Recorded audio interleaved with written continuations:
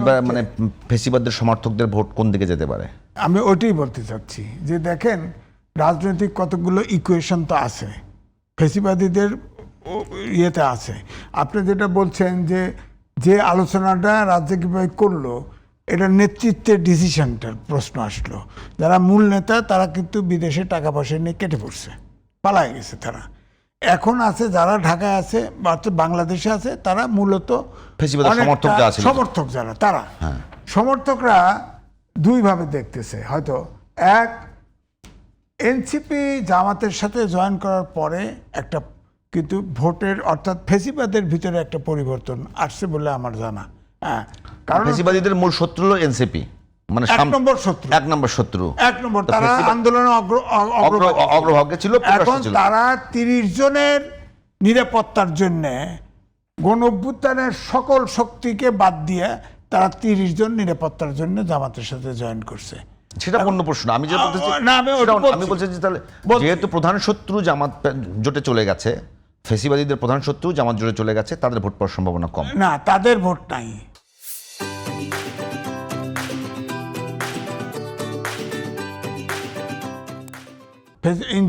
এনসিপির ভোট না না না, মানে আমি বলছি যে আমি ফেসিবাদের সমর্থক যারা আছে বাংলাদেশে, তাদের প্রধান শত্রু হলো এনসিপি। এনসিপি এখন জামাতের সাথে, এনসিপি জামাতের সাথে গেছে। তার মানে ফেসিবাদের ভোট না ইকুয়েশন দুটো পাল্টাইছে। একটা হচ্ছে 30 জন লোক জয়েন করছে এনসিপির। আচ্ছা, এই 30 জন নিরাপত্তার কারণে 30টা আসন, হ্যাঁ,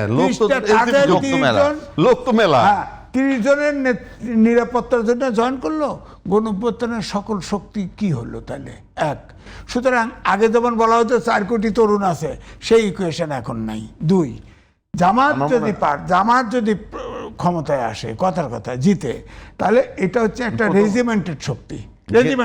জিতাবেন তো পরে, আগে প্রথম উত্তরটা না, ভোটের ব্যাপারটা এখানে ফেসিবাদের সমর্থকদের ভোটটা তাহলে জামাত জোট পাচ্ছে না। না, আমার কথা এনসিপির কারণে বিএনপি এবং জামাত এইটা তো সরকার গঠন করলে এরাই তো নেতৃত্বে থাকবে, তাই না, সমর্থক সহ। তো এক হলো এই 30 জনের কারণে আপনাদের তরুণদের যে ঐক্য সেটা ভেঙে গেছে, এটা নাই। সুতরাং আর ফেসিবাদ যেটা বলতেছে, তারা মনে করবে বিএনপি একটা মধ্যপন্থার দল, সেখানে রাজনীতি করলেও করা যেতে পারে। কিন্তু জামাত হচ্ছে একটা রেজিমেন্টের দল, তারা এটা আফগানিস্তান বানায় না ইরান বানায় ঠিক নাই। সুতরাং রাজনীতি বন্ধ হয়ে যেতে পারে। সুতরাং ডোর ওপেন রাখতে হবে। সুতরাং মারো বিএনপির ভোট, এটাই হতে পারে যদি ভোট কেন্দ্রে যায়। আর যদি ভারত থেকে সিদ্ধান্ত দিয়ে দেয় কেউ ভোট বর্জন করো, ভোট দিও না, হয়তো অল্প কিছু যাইতে পারে, আত্মীয় স্বজন হিসাবে, এলাকাবাসী হিসেবে যাইতে পারে, তখন ভোট কিন্তু আসবে না, তখন কেউ পাবে না ভোট। ব্যাপারটা এরকম হবে। তবে এটা ঠিক যে এই যে এনসিপি জামাতের সাথে যুক্ত হওয়ার ফলে রাজনীতির কিন্তু তরুণ ভোটারদের ভিতরে তরুণ ভোটার এবং ফেসিবাদের সমর্থকদের ভোটারদের এলোমেলো হয়ে গেছে। তাহলে এখন পর্যন্ত একদম সাধারণ ইয়েতে বলি যে এখন পর্যন্ত আওয়ামী লীগের যদি সর্বনিম্ন 20% ভোট, 20% ভোট ধরি, আবার সংখ্যালঘুদের ভোট আছে 5%, সেই হিসাবে আর কোনো শঙ্কা থাকছে না বিএনপি জোটের। না, আমার হিসাবটা ভিন্ন। কারণ হচ্ছে যে বিএনপির দেখেন এই 17 বছর 111 সহ 17 বছরে যত নির্যাতন, হত্যা, গুণ, মামলা ইত্যাদি হয়েছে, আপনি উদাহরণ দিতে পারবেন কয়টা লোক বিএনপি ছেড়ে গেছে? কেউ যায় নাই। তার মানে ভোটের সময় এবারে যত অভিযোগই করেন, তারা ভোটটা তাদের বাক্সেই দিবে। এবং আওয়ামী লীগ এবং বিএনপির ভোট কাছাকাছি ছিল, অল্প মার্জিন ছিল।